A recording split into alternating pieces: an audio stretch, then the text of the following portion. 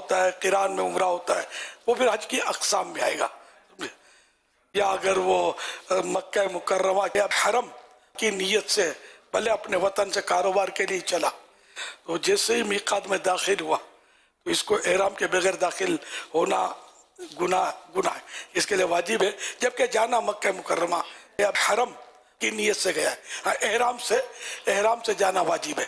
اب احرام ہو چاہے عمرے کا ہو، حج کا سیزن ہے تو بھلے حج کا ہو.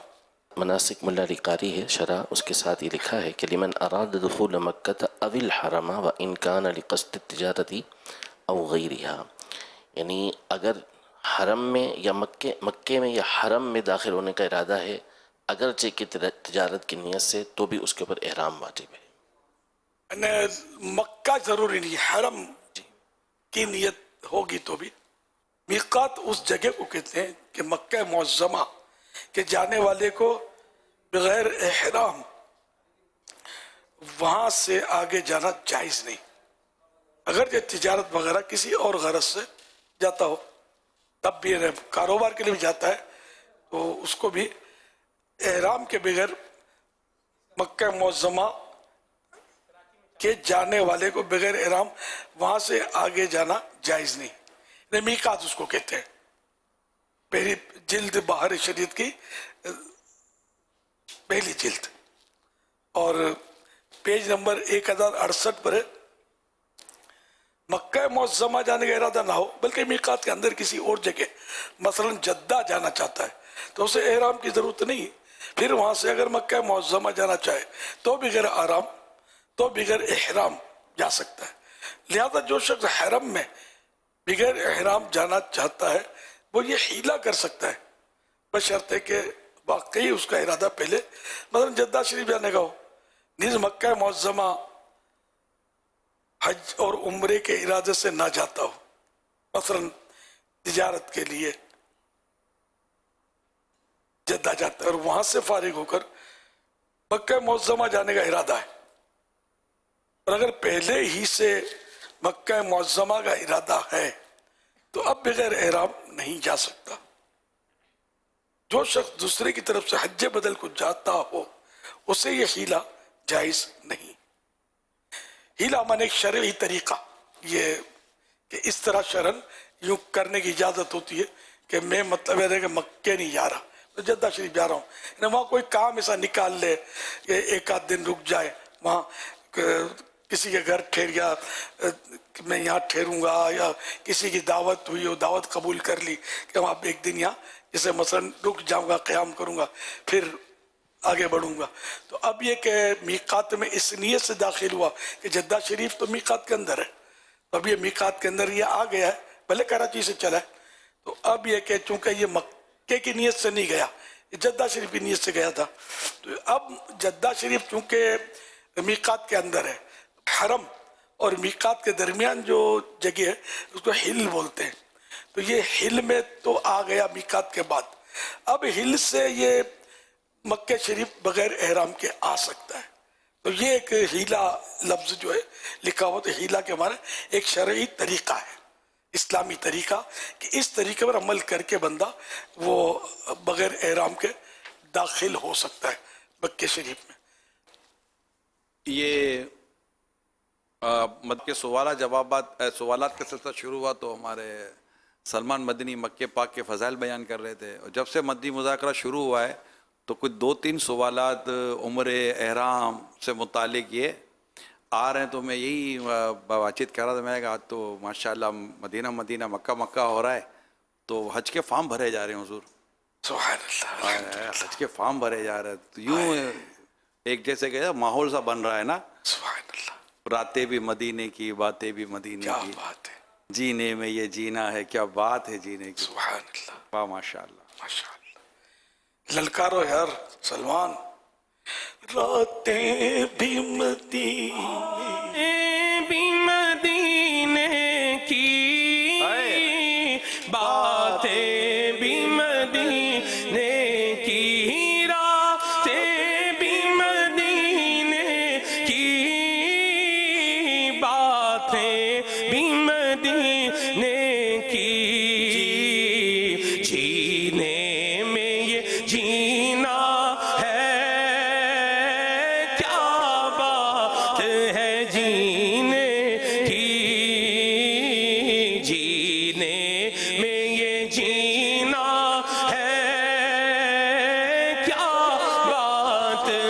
جینے کی، یہ زخم ہے طیبہ کا،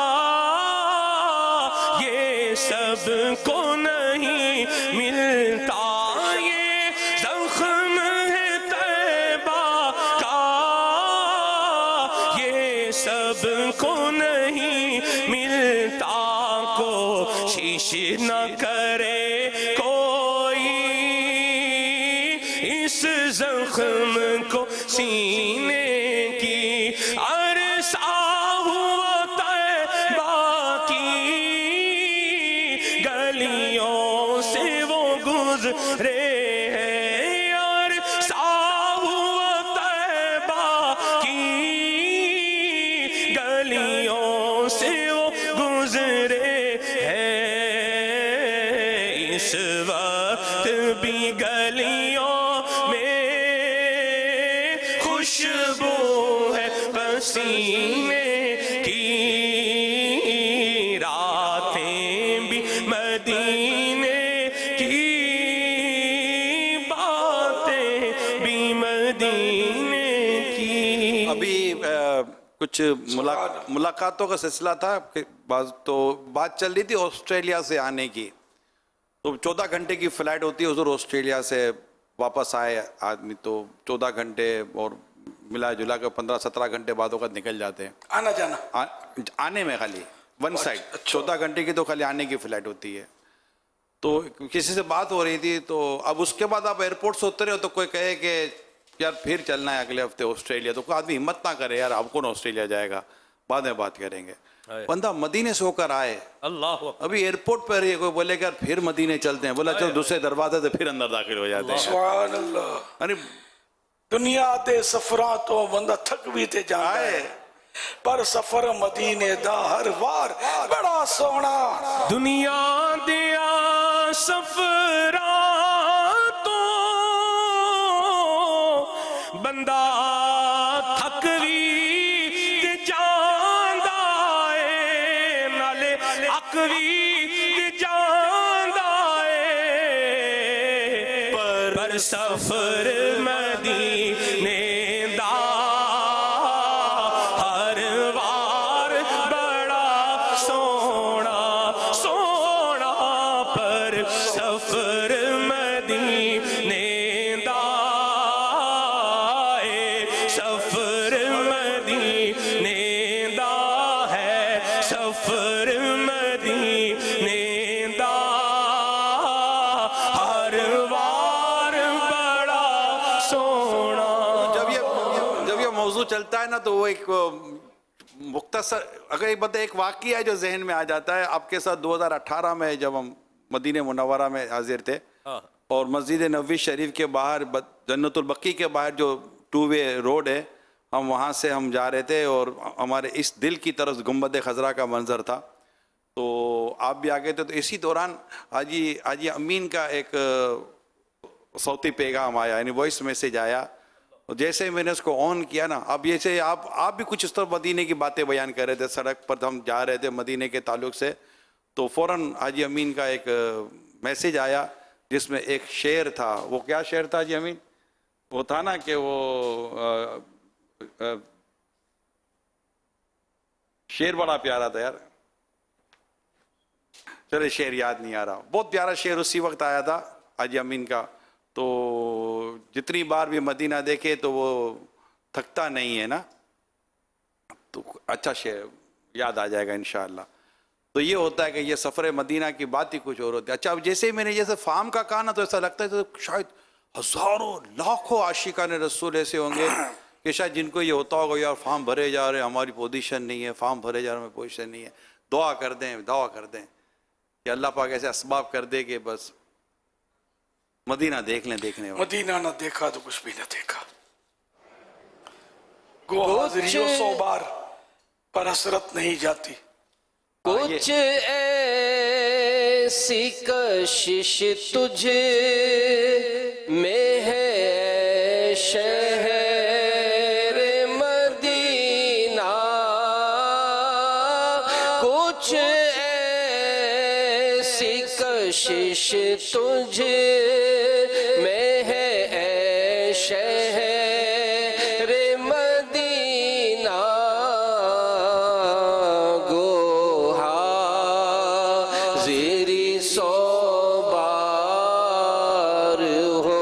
حسرت نہیں جاتی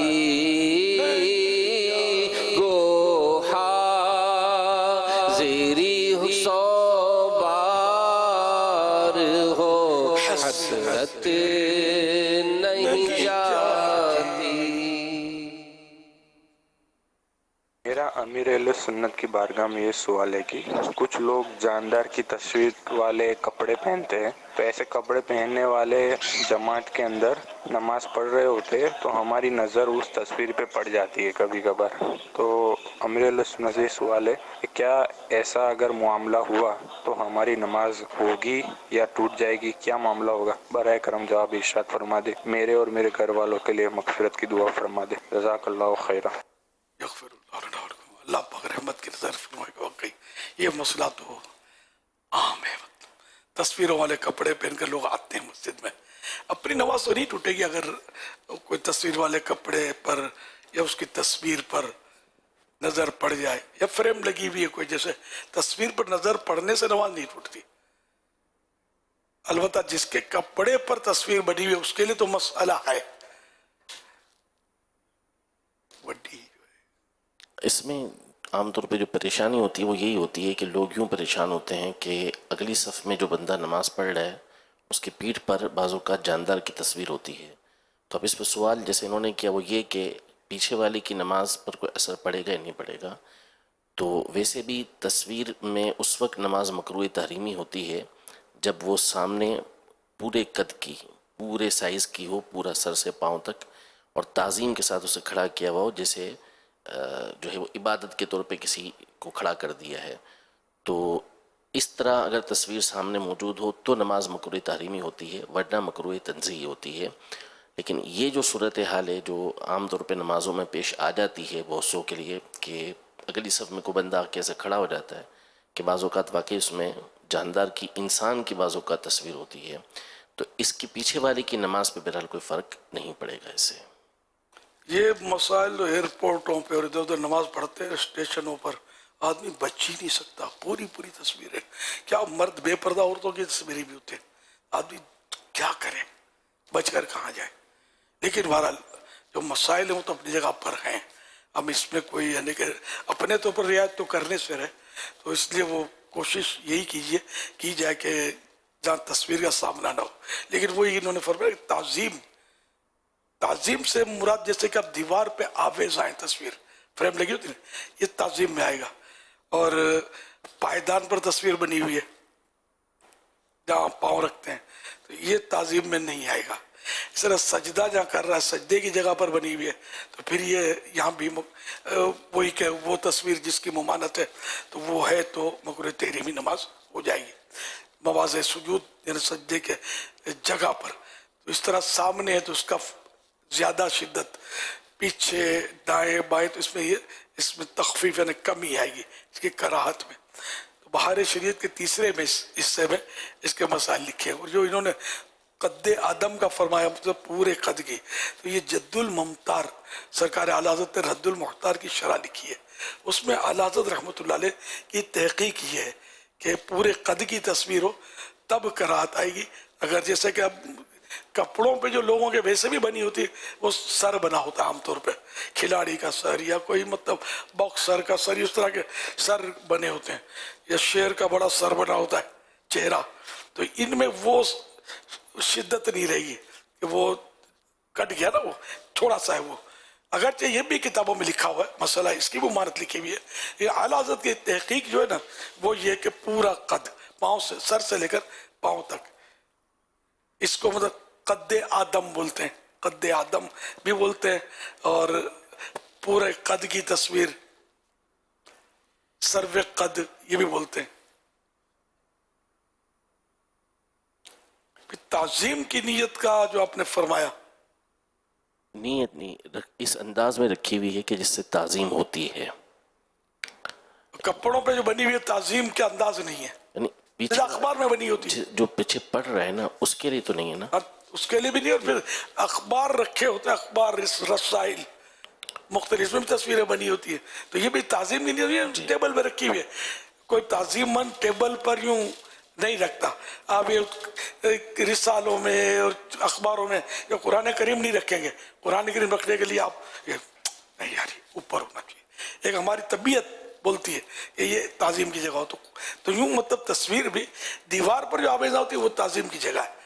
جو میں نے عرض کیا تو کہ یہاں آدمی تو یہ بھلے میں نیت کرتا ہوں تعظیم کرنے کی یوں کر کے نہیں لگاتا, لیکن یہ تعظیم کی جگہ کہلائے گی. اب جیسے کہ لوگ اپنے گھروں میں باقاعدہ کچھ اب وہ طاق بناتے ہیں, طاق یہ کھانے وغیرہ بناتے ہیں سیمنٹڈ, اس میں باگڑے بلے رکھتے ہیں. تو باگڑا بلہ بولتا ہوں, یعنی گڈیاں رکھتے ہیں, تو ہاتھی گھوڑے رکھتے ہیں, تو شیر رکھتے ہیں. تو یہ سجا کر یہ بھی سمجھ میں آتا ہے کہ تعظیم کی جگہ ہی ہے. اور ایک طرح کا جیسے بت خانہ بنا دیتے ہیں اپنے گھروں کو. اس کو نیش کہتے ہیں. نیش کہتے ہیں. نیش کہتے ہیں وہ جو ایک باقاعدہ ایک گیپ بنا دیتے ہیں, گالا بنا دیتے ہیں, گالا جی, اور اس کے اندر وہ پھر وہ ایک ہلکی سی ایک منڈیر سے بنی ہوتی ہے اور اس کے اوپر وہ چیزیں رکھتے ہیں. تو یہ بنائی جاتی ہے. تو ظاہر ہے کہ اس میں ڈیکوریشن پیس کے طور پر ہی پھر کبھی ڈولفن رکھتے ہیں, تو کبھی کیا رکھتے ہیں, تو کبھی ہاتھی رکھتے ہیں, تو کبھی کتا رکھتے ہیں, مختلف کروکوڈائل. اپنا تعارف کروا رہے ہوتے ہیں کہ ہم ان کے جانے والے ہیں. اور جو مطلب عاشقان سے قرآن کریم رکھ دیتے ہوں گے, چلو بتوں کو ہٹاؤ, قرآن شریف رکھو. سبز گنبد کی تصویر ہوتی ہے ماشاءاللہ. اچھا مفتی صاحب آپ بھی صاف کر دو یار ان چیزوں کے, بالکل پاک صاف کر دو تصویروں سے, یہ بتوں سے اور یہ اس طرح کی چیزوں سے. آپ قرآن کریم رکھیں, دینی کتابیں رکھیں, اس میں غوث پاک کے مزار شریف کا ٹکڑا, سبز گنبد شریف, کعبہ شریف, اجمیر شریف, تو اس طرح کے مطلب مقدس تصویریں فریم میں رکھی جا سکتی ہیں. اس میں اپنی ضرورت کی چیزیں بھی بندہ رکھ سکتا ہے. یہ کیا مطلب گڈے گڈیاں باگڑے بلے سجا کے رکھ دیا, وہ ہوگا کیا یار؟ رحمت کے فرشتوں کے لیے کوئی دروازہ تو رکھے. پھر بولتے ہیں یہ پریشانی آئی, وہ مصیبت آئی, بچہ گرا تو ہاتھ توڑ دیا, تو بیٹی گری تو سر پھوڑ دیا. تو اب یہ آپ اللہ رسول کا نام رکھیں, اس میں ایسا نہ کریں. سب ہفتہ صفائی نہیں, گھنٹہ صفائی. صفائی کا 1 گھنٹہ بنائے. جتنی بھی تصویریں آپ کے فریج پر لگی ہوئی ہیں, کبٹ پہ لگی ہوئی ہیں, دیواروں پہ بچوں نے اسٹیکر لگا دیے تصویروں کے, سب کھرچ کھراچ کے صاف صفائی اور آئندہ کے لیے پابندی. اور ساری گڈی گڈے یہ سب مطلب لوگوں کے, بچہ کھیلے اس کے لیے جائز ہے. گڈی گڈے یہ قدموں میں لوٹتے ہوں, ان کو یوں سجا کے رکھنا نہیں ہے. جھگڑا سجا کے رکھنے کا, انہیں مسئلہ سجا کر رکھنے کا ہے. باقی ادھر ماری لات تو بیبی نے ماری لات, تو بابو نے ماری ٹھوکر, تو یوں مطلب یہ گڈے گڈیاں یہ ٹانگوں میں لڑکتے رہیں گے, ہاتھی گھوڑے جو بھی ہیں کھلونے کے. تو اس میں مسئلہ نہیں ہے کہ اس میں تعظیم نہیں ہے نا, یہ سجا کے رکھا مسئلہ اس میں. یہ لاتے بھی مار رہے ہوتے ہیں, پھر سجا کے بھی رکھ دیتے ہیں. جتنی سجا کر رکھا وہ بھی تعظیم والا حصہ پایا گیا, تو وہ پھر اس کا نقصان. رحمت کے فرشتے بھی نہیں آئیں گے گھر میں. طرح تصویر اگر تعظیم کی جگہ لگا کر رکھی ہے تو جلدی جلدی اطلاع بھیجیں کس کس نے گھنٹہ صفائی کی, شب صفائی کی, اور آپ ہاتھوں ہاتھ اپنے گھروں کو ان تمام نحوستوں سے پاک کریں. صحیح بات ہے, سیکنڈ ڈے صفائی کرنی چاہیے کہ سانس بعد میں لے بندہ اس نحوست کو ہٹائے. یار رحمت کے فرشتے تو آئے ہمارے گھروں میں. یار لگتا ہے کہ اٹھ کے گیا ہو اور ہٹا بھی دیا ہو, کیا پتا. یہ اٹھ کر جائے گا تو اور سارے پورے مسئلے سنے نہیں ہوں گے. ہاں یہی نا, یہ بھی ہے مسئلہ. ہٹا تو دے نا. اب میں کیسے بولوں گے اتنی دیر تک گناہ کو جاری رکھو, تو وہی سانس بعد میں لینا, پہلے گناہ کا یہ مسئلہ ختم کرو, توبہ بھی کرو. اچھا حضور یہ فرمائیے کہ جیسے ابھی آپ نے تعظیم والا بھی جو کہا, جیسے ٹی شرٹ لوگ پہنتے ہیں تو ٹی شرٹ کے پیچھے جیسے پیچھے کی تصویر کی بات چلی, کسی بھی انسان کی یا جاندار کی تصویر بنی ہوئی ہے, اب یہ ٹی شرٹ پہنی ہوئی ہے تب تو چلو ٹھیک ہے یہ پیچھے ایک ہے, لیکن ابھی اتار کے کچرے میں ڈالے گا, میلے کپڑوں میں ڈالے گا, زمین پہ ڈالے گا, یہ سب کرے گا, یوں انہیں سب کچھ ہو رہا ہوگا, پھر وہ جو کچھ اس ٹی شرٹ کے ساتھ سلوک ہو رہا ہوگا وہ ہو رہا ہوگا. تو ایسی صورت میں وہ جو پیچھے جو تصویر جو پیٹھ پر یا کہیں آتی ہے اس کا کیا. اور اب ایمبرائڈری ہوتی ہے یہاں پر, جیسے کہ فرنٹ پر پاکٹ کے پر سے آگے پیچھے ایمبرائڈری ہوتی ہے, تو ایمبرائڈری کے اندر بعض اوقات یہ کہ یہ پتہ تو چل جاتا ہے کہ یہ کیا بنا ہوا, لیکن کوئی اس کی شکل یعنی کہ چہرہ آنکھ وغیرہ وہ واضح نہیں ہوتا, مگر سمجھ میں آ جاتی ہے کہ یہ ہے کیا. تو میں نام میں اس نے نہیں لیتا کہ باقاعدہ اس طرح یہ کمپنیز کے نام ہیں, اگر میں نام لوں اس کے تو پھر وہ خالی کمپنی کا نام لینا پھر مسئلہ پیدا ہو جائے گا. تو ایسی صورت میں جو ایمبرائڈری وغیرہ جو ہوتی ہیں اس کے تعلق سے بھی کیا یہ یا فرنٹ پر یا بیک پر, تو ان سب پر بھی ایک ہی حکم ہوگا؟ کیونکہ اب بات چلیے تو پھر سب تک بات پہنچ جائے. تصویر وہ ہوتی ہے کہ جو زندہ کی حکایت کرے, یعنی یہ ایسا اس زندگی کے اس میں آثار ہوں. اب جیسے کہ آخری دیدار کا فوٹو آتا ہے، سب کو پتا ہے کہ فوت شدہ ہے، کفن میں لپٹا ہوا ہے، چہرہ بھی بالکل اس کا اس طرح نہیں ہوتا کہ زندہ. تو یہ جو مردہ ہے نا اس کا چہرہ دکھایا جاتا ہے تصویر میں آخری دیدار. یہ جائز ہے، یہ ناجائز نہیں ہے.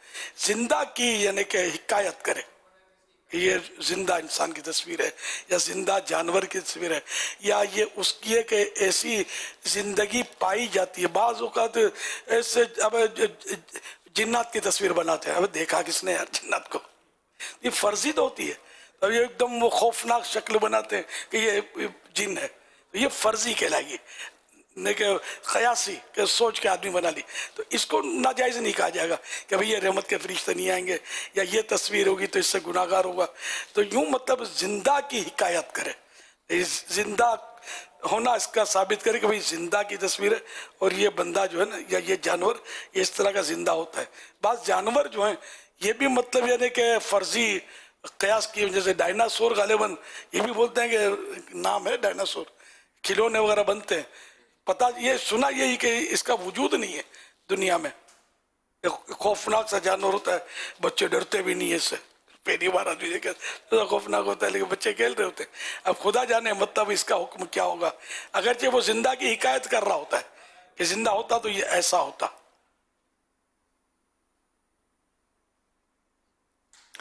اچھا اب وہ کہ جیسے کہ صرف چہرے کی تصویر یا سر کی آدھی تصویر، دیکھو اس کے بھی مسائل کتابوں میں لکھے ہوئے ہیں. کپڑے پر تصویر ہونا، اس کے ناجائز ہونے کے بھی کتابوں میں لکھے ہوئے مسائل. یہ ہے مطلب اس میں علماء کے مختلف اپنے اپنے اقوال ہوتے ہیں.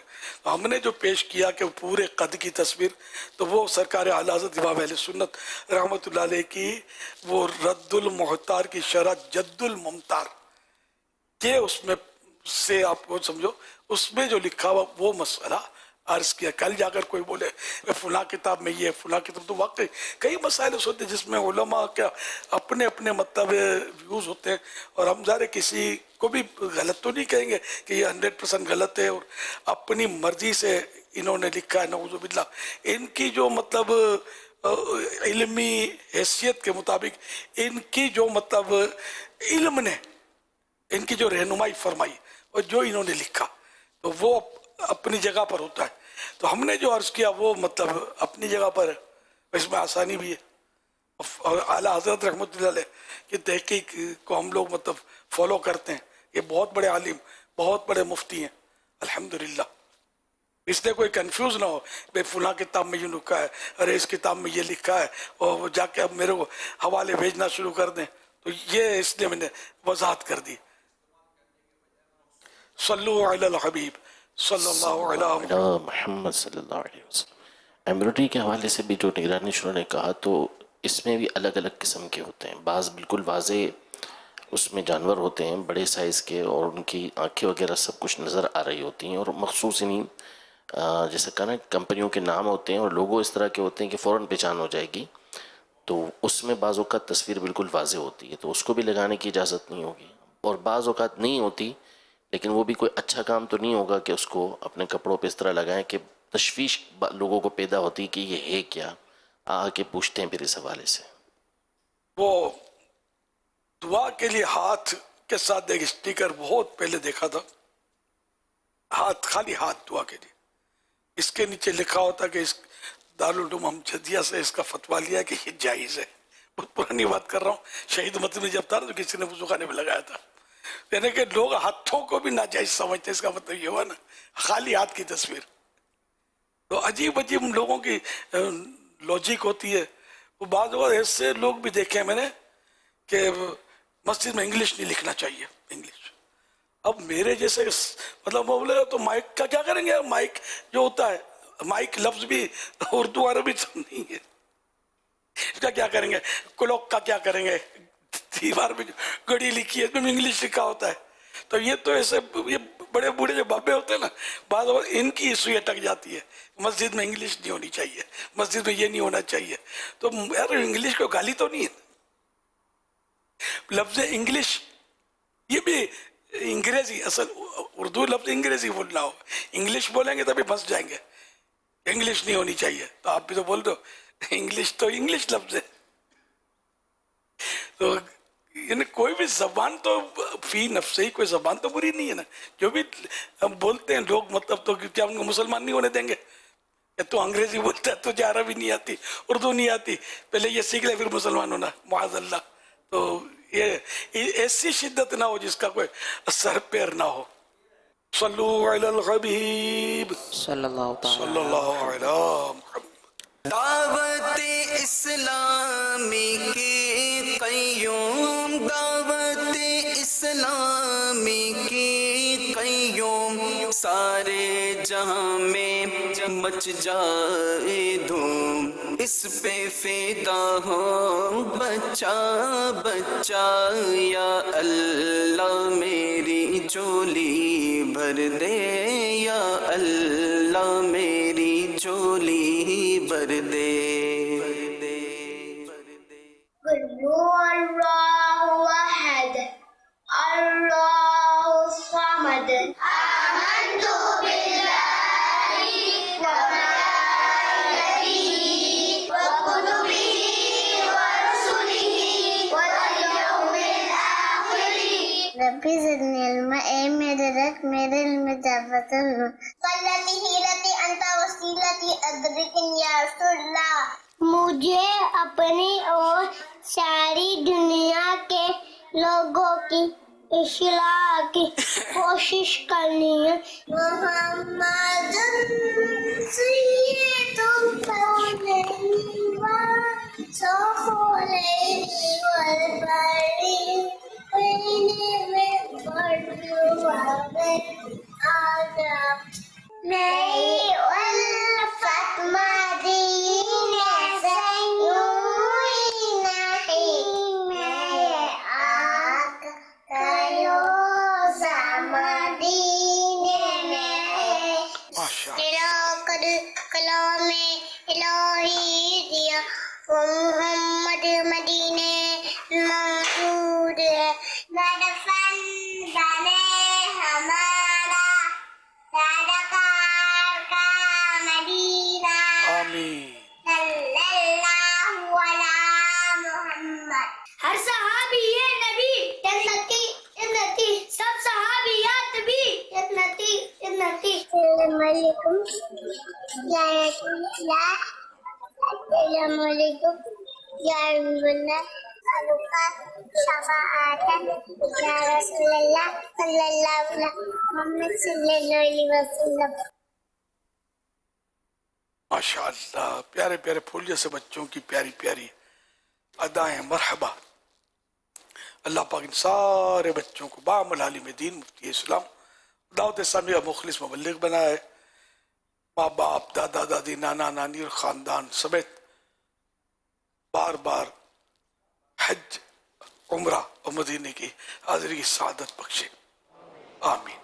بجاہ خاتم النبیین صلی اللہ تعالی علیہ وآلہ وسلم.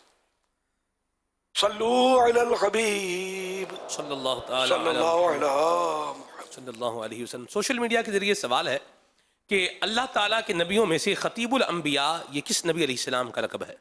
اللہ پاک کے پیار پر آخری نبی مکی مدنی محمد عربی صلی اللہ علیہ وسلم کا لقب مبارک خطیب الانبیاء، اور حضرت شعیب علیہ السلام کا بھی لقب خطیب الانبیاء. صلو علی الحبیب صلی اللہ علی محمد. میرا نام محمد قاسم اتاری ہے اور میں راول پنڈی سے عرض کر رہا ہوں. قبلہ امیر علیہ سنت کی بارگاہ میں میرا سوال عرض ہے کہ ابھی خطبے میں گردنیں پھنانگنے کے حوالے سے آپ نے ارشاد فرمایا ہے، اور خطبے سے پیشتر جو ہے نا چندہ کرنے کے لیے صفوں میں جاتے ہیں اور وہ پھر پیچھے پہنچ جاتے ہیں. جب فارغ ہوتے ہیں اس وقت تک خطبہ شروع ہو چکا ہوتا ہے. اب وہ پہلی صف میں واپس اپنی جگہ پر آنے کے لیے کیا گردنیں پھلانگ کر آگے آ سکیں گے؟ اس کے بارے میں کوئی مدنی پھول ارشاد فرمائیے. اول تو چندہ کر رہا مسجد میں حرج نہیں ہے، جبکہ اور کوئی معنی شرعی نہ ہو، وہ شرعی طور پر کوئی غلطی نہ ہوتی ہو تو چندہ کر سکتے ہیں. لیکن ایسے وقت میں چندہ کیا جائے کہ جب خطبے سے پہلے بالکل سناٹا ہو جائے گا، فراغت ہو جائے گی. یوں بیچ بیچ میں تو یہ پھر خطبہ شروع ہو جائے تو اب یہ پیچھے جائیں رقم یا جھولی یا جو بھی رکھنے کے لیے، پھر پھلانگتے ہیں تو پھر وہی گناہگار تو ہوں گے ہی۔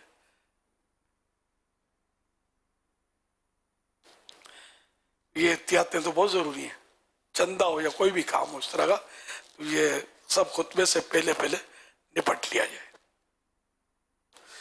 واللہ تعالی اعلم ورسولہ اعلم عز وجل وصلی اللہ تعالی علیہ وآلہ وسلم صلو علی الحبیب صلی اللہ علیہ انہیں یہ محمد۔ درخواست کر دی جائے نا کہ آپ عموماً ہوتا یہ ہے کئی مساجد میں کہ خطیب جو بھی جمعہ پڑھانے والے ہوتے ہیں یہ کھڑے ہو جاتے ہیں اور کچھ باتیں کر رہے ہوتے ہیں یا کچھ اعلان کر رہے ہوتے ہیں، اور اس کا ہوتا یہی ہے کہ اس دوران یہ جو چندہ کرنے والا یہ اپنی جھولی گھما لے، تو کیا یہ کہتے ہیں کہ بھائی یا تو اس کو آگے آنے کا وقت دے دیں کہ بھائی جھولی ہو گئی، چندہ ہو گیا تو اب آپ آگے آ جائیں، یا پھر یہ کہ ان کو یہ کہہ دیا جائے کہ بھائی جب خطبہ شروع ہو گیا تو اب وہ جہاں بھی بیٹھے ہیں پھر وہاں وہ پھر بیٹھ جائیں، پھر وہ آگے آنے کی پھر ترکیب نہ بنائیں، کیونکہ یہ تو پھر کئی مساجد کے پرابلم ہے جو انہوں نے اصل مسئلہ یہ نہیں ہے کہ خطیب صاحب اعلان فرما رہے ہوتے، خطیب صاحب خطاب فرما رہے ہوتے ہیں، قرآن و حدیث کی بات کر رہے ہوتے ہیں، اس دوران بھی چندہ تو نہیں ہو سکتا نا۔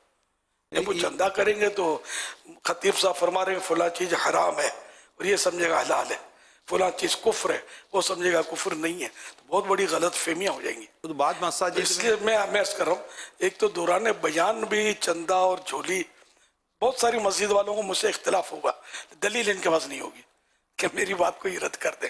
جو قرآن و حدیث کی ایک حضرت ایک عالم صاحب بیان فرما رہے ہیں، دین کے مسئلے بیان کر رہے ہیں، آپ بولو مسجد کے لیے چندے کی ضرورت ہے، ضرورت اپنی جگہ پر تو یہی وقت بھی نہ تو آپ بولیں گے پھر لوگ جمع نہیں ہوتے، خطبے کے دوران بھی کہیں ہو سکتا ہے چندہ ہو کہ لوگ آتے لیٹ ہیں، لیکن اس کا مطلب یہ نہیں۔ تو دیکھو فیضان مدینہ میں کہاں چولی پھراتے ہیں ہم لوگ، مطلب پارٹیز جو ہوتی ہیں ایسے لوگ ہوتے ہیں جو نماز یہاں پڑھنے آتے ہیں، تو بعض یہ اہل خیر ہوتے ہیں، پیسے والے لوگ بھی نماز کے لیے آتے ہیں، نہیں بھی آتے تو اپنی اپروچ ہوتی ہے، آدمی کے تعلقات ہوتے ہیں، بس شادیوں میں بھی تو لاکھوں روپے لوگ خرچ کر ہی رہے ہوتے ہیں، تو ایسے موقع پر ایکٹیو جو بندہ ہوگا نا وہ مطلب پہنچ جائے گا، درخواست کرے گا، اپنے اوپر اوڑھ لے کے مجھے چندہ کرنا ہے۔ اب دعوت اسلامی خربوں روپے خرچ کر رہی ہے نا یار، معاف کیجیے اربوں روپے، 100 کروڑ کا ایک ارب ہوتا ہے، ہم اربوں روپے ہمارے خرچہ ہے سالانہ دعوت اسلامی کا، یہ سب اسلامی وہ مل کے کر ہی رہے ہیں یار۔ ہم کو نا مسجد میں فیضان مدینہ عالمی مدنی مرکز میں تو کبھی بھی جھولی نہیں پھرتی، نہ بیان میں، نہ خطبے میں، نہ اس کے بعد، نہ آگے نہ پیچھے۔ کبھی کبھار ہم یہ کہ اس میں کرتے ہیں کہ جب وہ لنگر رضویہ کا اعلان کہ وہ لوگ جمع ہوئے ہوتے ہیں، وہ ایک الگ صورت ہے کہ وہ خطبہ نہیں ہو رہا ہوتا، اس میں ترغیب ہو رہی تھی ڈالو ڈالو پیسے، تو وہ بھی ایک ضرورت ہوتی ہے۔ لیکن جمعے کی نماز میں یہ جو ہوتا ہے نا بعض جگہ دوران بیان یا دوران خطبہ، یہ شرعاً درست نہیں ہے۔ کسی بھی مفتی صاحب سے پوچھیں گے نا وہ میری تائید کرے گا، داڑھی والے سے پوچھیں گے تو یہ بولے گا مولانا کو کچھ پتہ نہیں چلے، ٹھیک ہے، قیامت کے دن ہی فیصلہ ہوگا کہ مولانا کو پتہ چلے یا ہمارے نفس کو پتہ چلے، ہمارا نفس ہے، لیکن ایسا نہیں کرنا چاہیے۔ جو علماء ہمیں شریعت کا مسئلہ بتائیں اس کو مان لینا چاہیے، اپنی عقل کے گھوڑے نہیں دوڑانے چاہیے۔ آپ کسی بھی مفتی سے پوچھیں گے نہیں، کوئی ایسا اختلافی مسئلہ بھی تھوڑی ہے کوئی، انشاءاللہ وہ میری تائید کرے گا کہ ہاں بھائی بیان جب قرآن و حدیث کی باتیں یا شرعی مسئلے بیان ہو اس وقت، اور خطبے کے دوران چندہ نہیں ہو سکے گا، تو سب بیٹھ کے سنو اس کو، اس طرح تلاوت ہو رہی ہے تب بھی نہیں ہو سکتا چندہ۔ جو سننے کے لیے حاضر ہوئے وہ کیسے ڈالیں گے؟ ان کو سننا ہی فرض ہے، جو سننے کے لیے حاضر ہوئے کہ کان لگا کے سنیں۔ وَإِذَا قُرِئَ الْقُرْآنُ فَاسْتَمِعُوا لَهُ وَأَنصِتُوا لَعَلَّكُمْ تُرْحَمُونَ، اور جب قرآن پڑھا جائے تو چپ رہو اور سنو تاکہ تم پر رحم کیا جائے۔ تو اس پہ اعلیٰ حضرت رحمۃ اللہ فرماتے ہیں کہ جو قرآن سننے کے لیے آیا ہے اس پر فرض ہے کہ کان لگا کر سنیں، خالی کان میں آواز نہیں، کان لگا کے توجہ سے سنیں تلاوت۔ یوں مسائل نہیں اس کے، یہ کوئی کھیل کود تو نہیں ہے نا جو، یعنی یہ کوئی ہم اپنی مرضی سے مقرر کر لیں اس کی حدیں، جو اسلام نے حدیں مقرر کی قرآن و حدیث سے ہم کو سمجھا دی، علماء سمجھائیں گے، کوئی پروفیسر یا لیکچرار یا فلم ایکٹر ہمیں تھوڑی سمجھانے آئے گا، نہ کوئی کھلاڑی سمجھائے گا، نہ کوئی پارٹی یا سرمایہ داری یا وزیر کو سمجھائے گا ہم کو، تو علماء سمجھائے گا۔ ہمارے بادشاہ تو علماء ہیں، ان مانو کر ظاہر ہے کہ وہ دینی رہنمائی کرتے ہیں اور ہم ان کے ماتحت ہیں، ہم ان کی رعایا ہیں اپنے علماء کی، یہ ہمیں بولتے ہیں کہ وہ اس طرح نماز پڑھنی ہے، جی حضور وہ فرمائیے، روزہ اس طرح رکھنا ہے سرکار.